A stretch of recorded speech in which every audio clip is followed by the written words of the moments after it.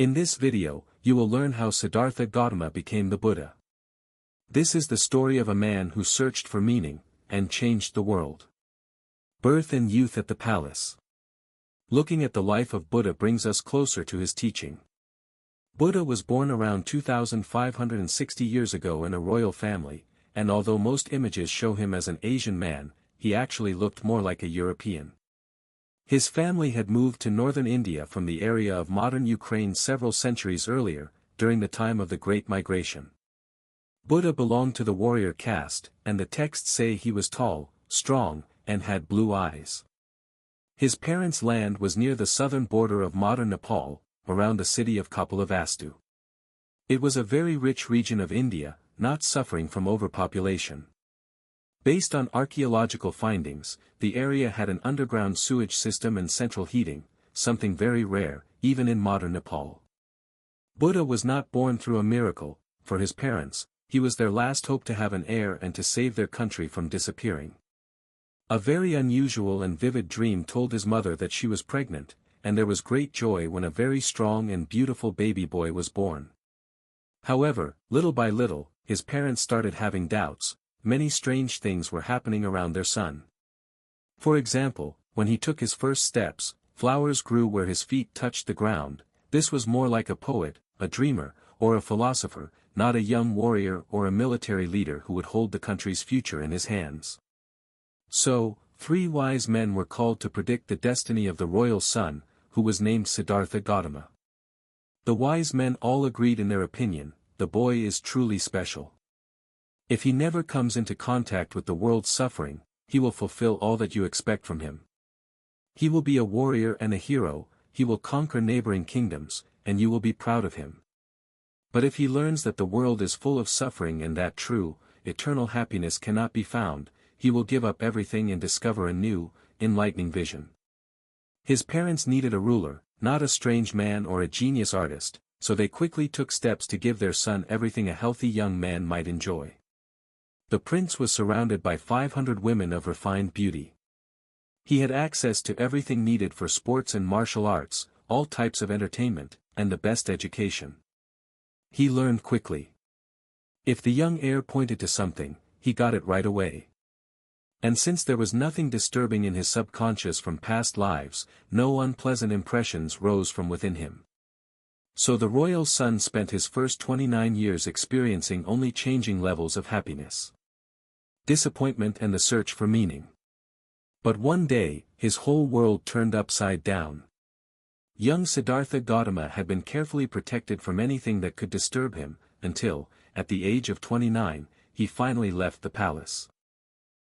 The prince came face to face with the unpleasant side of life quite late, but he learned everything at once.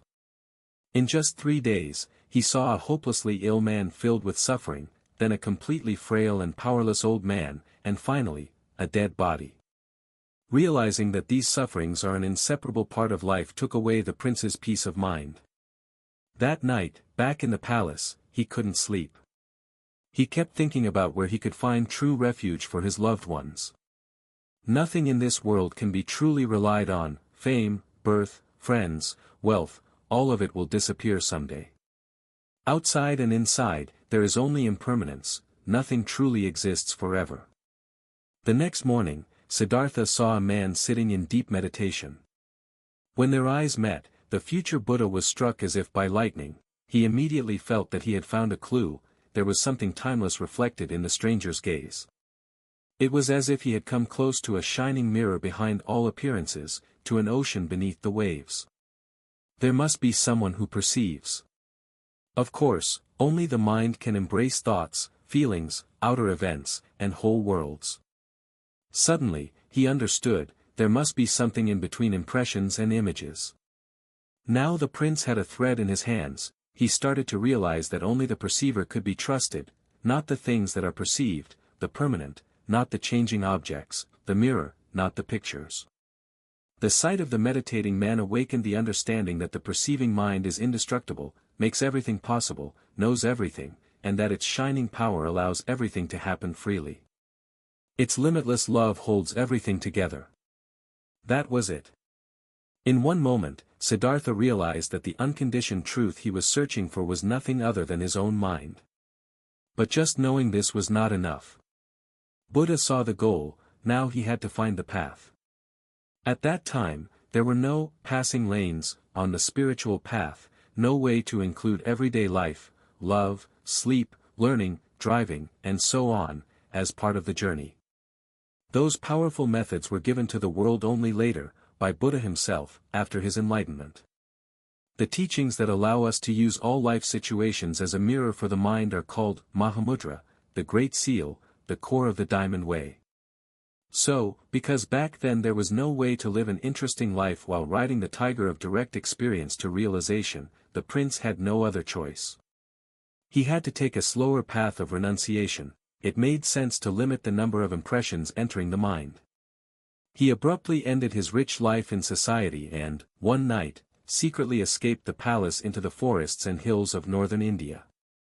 Now he had a great goal, to realize the timeless nature of the mind.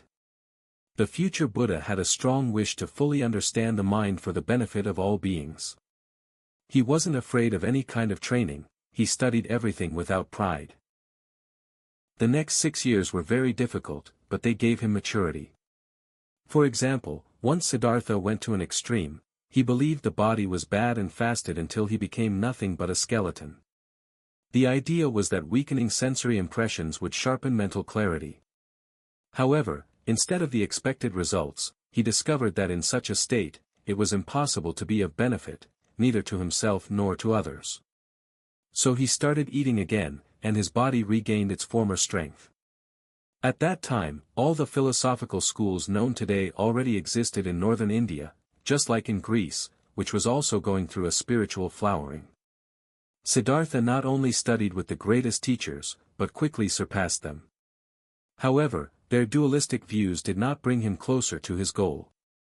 In every culture, even the most gifted teachers created countless theories to explain the origin of the world and everything in it, but only Buddha and his European contemporary, Heraclitus, discovered the only convincing answer: space itself joyfully plays and contains all possibilities. So whenever it became clear that a teacher didn't know about the timeless nature of the perceiving mind and couldn't show anything permanent and trustworthy, Buddha simply thanked him and continued on, to the next famous forest master. Northern India 2,500 years ago. At that time, India was full of spiritual openness, just like ancient Greece, Italy during the Renaissance, or the West in the 1960s. Of course, many people from that last wave of searching for meaning became victims of drugs, but their wide rebellion against authority, restrictions, and materialism left a strong mark and still influences society today. The spirit of the 1960s meant honesty, a desire, even if not always wise, to bring happiness to all living beings. High ideals and faith in the natural goodness of human nature outshone materialism and snobbishness. Even though in Buddha's time there were no birth control methods, and people didn't enjoy the same sexual freedom as today, many listeners of that distant era were much more focused and attentive when it came to deep and clear views on life. Materialism and nihilism were common, as well as all the kinds of worldviews that still exist today, those that try to explain life through external reasons, like gods. But no matter the belief, Indians always expected that their spiritual outlook would have a positive effect on their everyday lives. The idea that a worldview could touch every part of life, even its smallest details, disappeared from Western culture during the Inquisition, with its unimaginable tortures and executions. In its place came theoretical subjects like logic and ethics, which gave intellectual satisfaction rather than improving daily life. The peak of this change was the philosophy of René Descartes, who separated body and mind, a view that still has a big influence on Western thinking. As time went on, the humanities were divided into many specialized fields. This created many experts in narrow areas, but only a few people could still see the full picture of human goals and how to achieve real happiness and meaning. In Buddha's time, it was different. People were not marked by absolutism or religious pressure. They expected more from their worldview. It had to be a true life philosophy. It had to take them beyond personal desires and give access to timeless truth. The teaching had to be logical, with practical methods and a reachable goal. Also, people were very careful with different teachings. If someone's view was proven wrong in debate, the loser became the student of the winner. This was the spiritual honesty of that age. Enlightenment. After 6 years of study and meditation in the peaceful, forested lowlands of northern India, the promises from Siddhartha's countless past lives began to ripen. He deeply wished to understand the nature of the mind, for the benefit of all beings. To do this, Siddhartha chose a place called Bodh Gaya. Today, Bodh Gaya is a busy village full of Asian temples, Western tourists, Buddhist followers, and Indian beggars. Yet it still holds a powerful energy field. In recent times, the area around Bodh Gaya has become dangerous, so it is better to visit holy places there only during the daytime and in large groups, because people may be attacked just for their belongings. Bodh Gaya is southeast of Delhi, about 2/3 of the way to Kolkata, in the state of Bihar, which is now extremely overpopulated. When Siddhartha arrived, he sat under a large tree with wide branches. He made a firm decision to stay in deep meditation until he reached his goal, until he became able to benefit all beings. After 6 days and nights full of many different experiences, on the morning of the 7th day, the prince reached enlightenment. This happened on a full moon in May, about 2,525 years ago, and it was his 35th birthday. 45 years later, he passed away on the same day of the year. In that moment, the last veils of fixed ideas dissolved in his mind, and only the all-embracing, here and now, remained. All divisions in time and space disappeared, past, present, and future merged into a shining state of bliss that included everything. Siddhartha became a glowing awareness, he knew everything and was everything with every cell of his body. For the next 7 weeks after reaching full realization, Buddha continued to sit under the tree, probably so that his body could adapt to the enormous energy flows of enlightenment. During this period, gods came to him, they received his blessing and took refuge in him. Later, the most gifted humans also came. They didn't see him as just a person, but as a mirror of their own Buddha nature. Thanks to Buddha's example, they were able to turn toward values that can truly be trusted. Refuge. Later, Buddha taught his students to rely on 3 pillars and to take refuge in what are called the 3 jewels, the Buddha, the Dharma, and the Sangha. This outer refuge is shared by all schools of Buddhism. It is necessary for recognizing the nature of the mind.